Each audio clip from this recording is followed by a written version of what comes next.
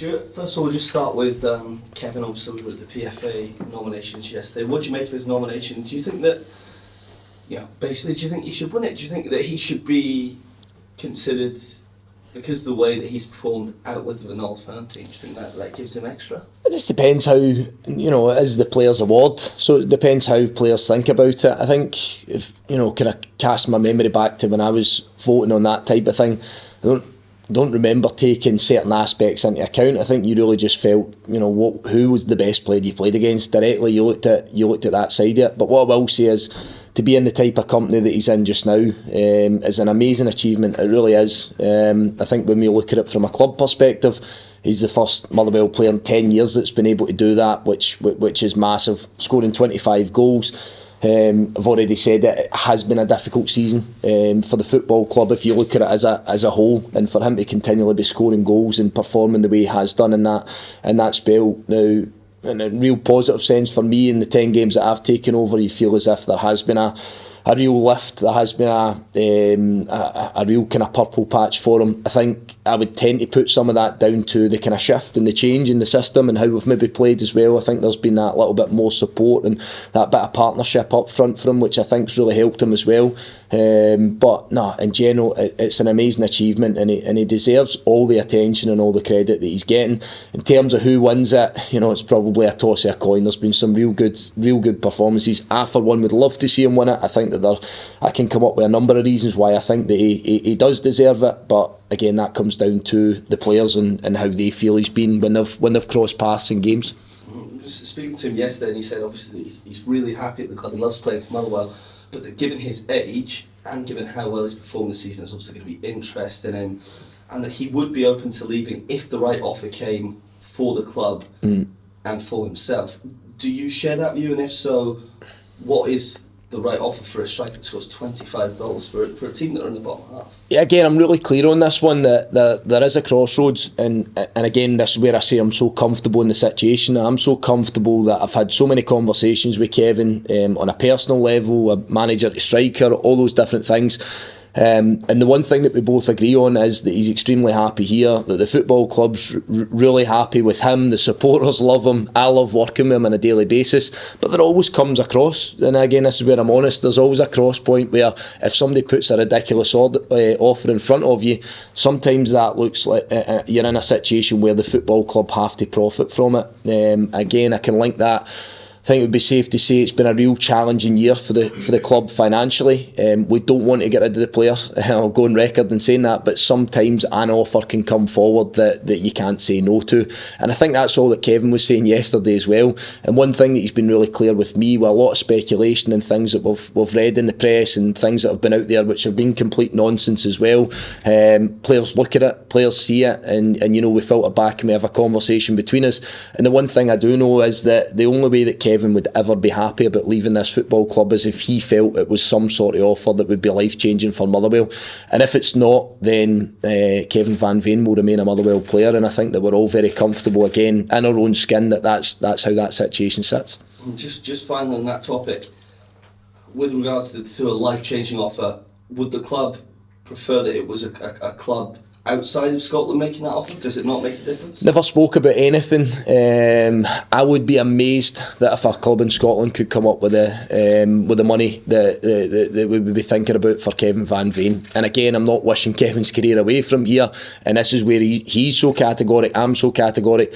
As it stands, unless somebody was able to put life-changing money down in front of Motherwell and Kevin van Veen, and both parties, by the way, it would have to be both parties, then he will remain a Motherwell player. I would be amazed if anyone in Scotland could pay that kind of money. So have you had interest in Kevin? Any other clubs been in contact so far? No, there's not been anything in this last spell. I've heard a lot of speculation. I've heard a lot of different things. With every part of a situation which involves Kevin van Veen or any other football player, they are 100% aware of any situation, whether there's contact directly towards the football club, to myself, any conversations, and I always go back to those kind of minor conversations as well, because I think when I was a player, that if that wasn't made known to you by the powers that be at the football club, then I think that you create a real problem for yourself. So it goes right across the board. Anybody that's contacted me or the football club, that conversation's always had with the player. Now, it's never to disrupt them, it's always the opposite, that, you know, it could be something that's serious, it could be something that's just pure speculation, it could be something that's out there in the press that's not happened that can disrupt a player, which, by the way, is happening continuously as well. So I'm always very transparent with those situations, that if there's something official with the football club, the player will hear about it. They'll hear about it directly from myself.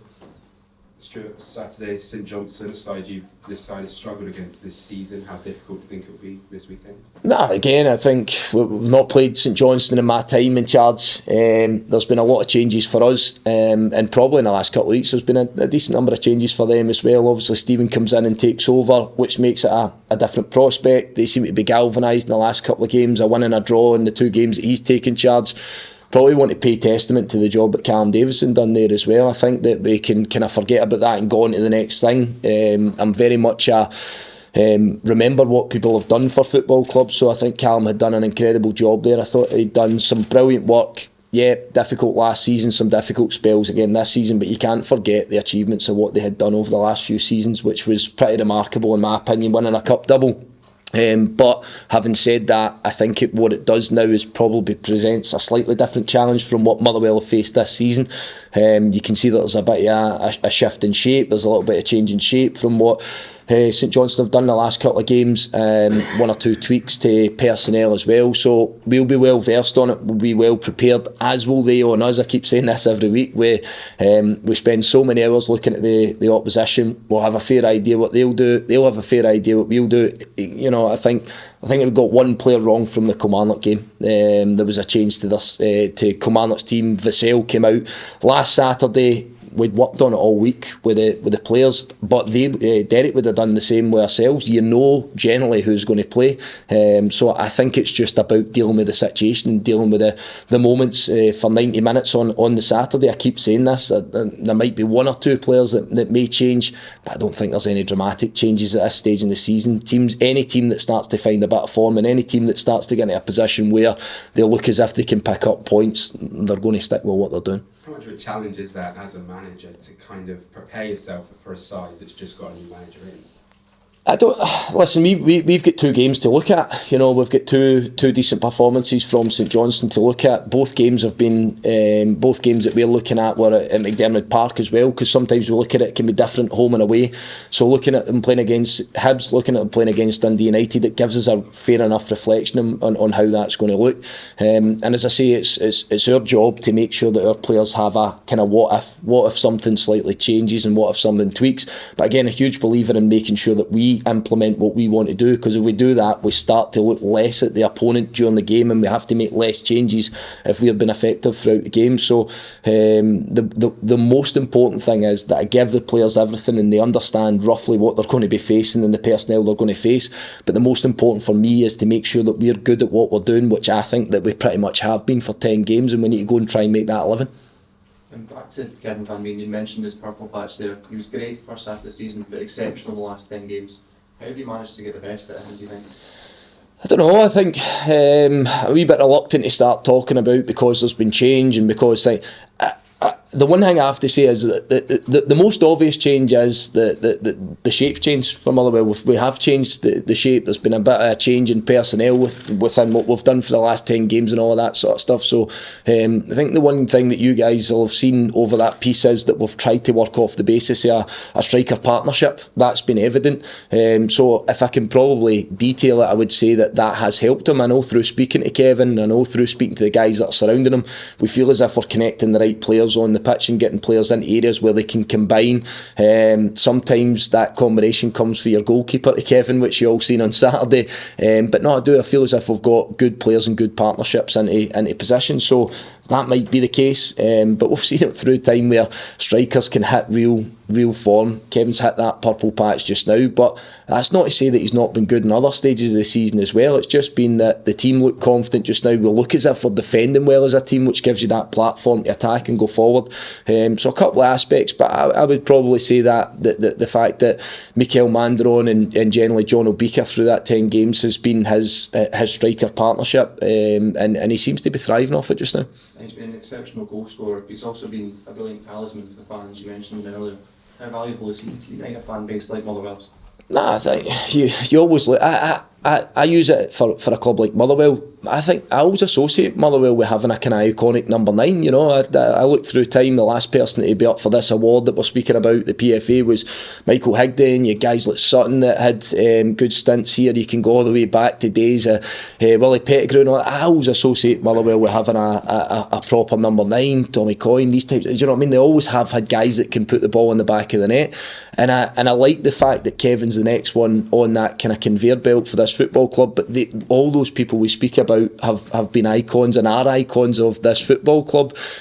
So I think whoever comes in and wears that tag of playing as the number 9 at Motherwell, it's pressure. There is a bit of pressure there to go and deliver goals and at times to play off the cuff, be a bit of a maverick, you know, score goals that people talk about for years to come. Kev's delivered on that, but again, we're looking for as much of that as we can throughout our team. But I think specific to that position, and I'm sure the Motherwell fans will agree with me that they've been pretty fortunate through time with having some top number 9 strikers.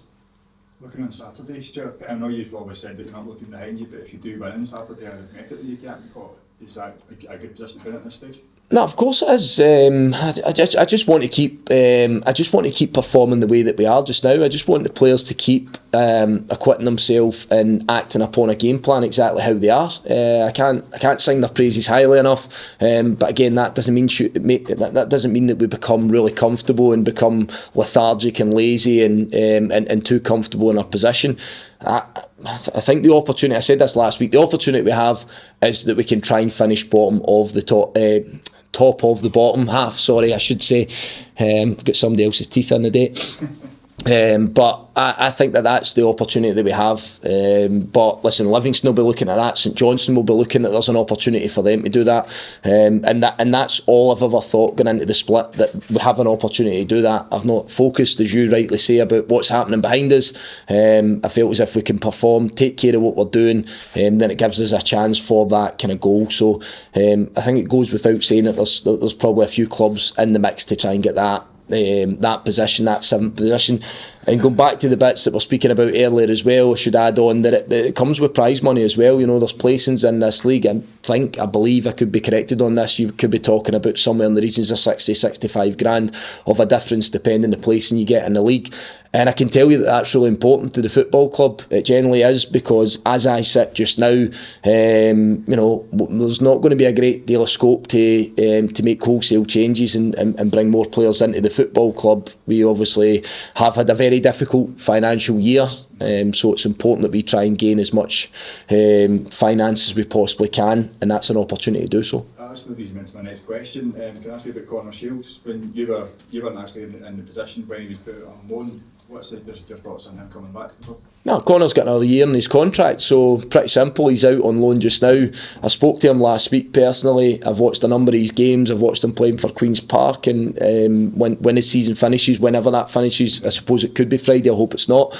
But if it goes beyond that, then yeah, Connor's well aware that he's a Motherwell player and that he has a year in his contract. So as always, we're aware of these situations, how that materialises through summer and all the rest of it. But Connor has another year in his contract, and he's that Motherwell player. And from your point of view, that would almost be like a new signing, wouldn't it?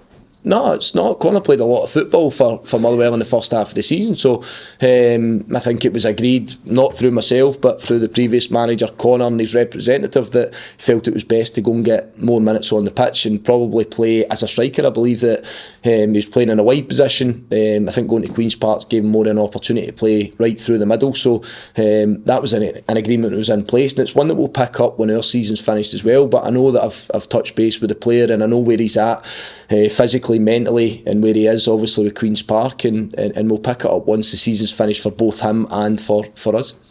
How's your team news looking? Yeah, we're very much as we've been, very much as we've been. Again, John Obika's starting to push on a little bit. Dean Cornelius is back on the park and will be in full training, which is great. We've missed Dean for the last couple of games, which has been a blow. Riku Danzaki and Joe Efford have had setbacks. Riku's got a bit of an ankle complaint, and Joe Efford's got a bit of a setback there as well. So again, as I keep mentioning, one or two coming back into the fray and one or two taking a step backwards. Is Joe's setback related to his original injury, or is it just We've had a couple of setbacks, as in we've had him back in, he's come back out, and as I keep mentioning, it's so important that once we get players back in that they stay in. So Joe knows that there's a bit of onus that goes on to him to make sure that when he gets back in that he's robust enough to stay in there as well. The medical guys have done a lot of work with Joe and got him back to a good place, but there's been a couple of niggles that have set him back just now. So hopefully we can go over that and get him fully fit and get him back involved. Be back before the end of the season? Is it getting a bit late now? There's a chance. It's nothing serious just now, but it is something that's keeping him from being on the pitch. So there may be a chance. It might be slightly less likely than it was maybe sort of a week and a half ago, and we felt that there was an opportunity to get him back in. But we'll have to play that one out over the next coming days.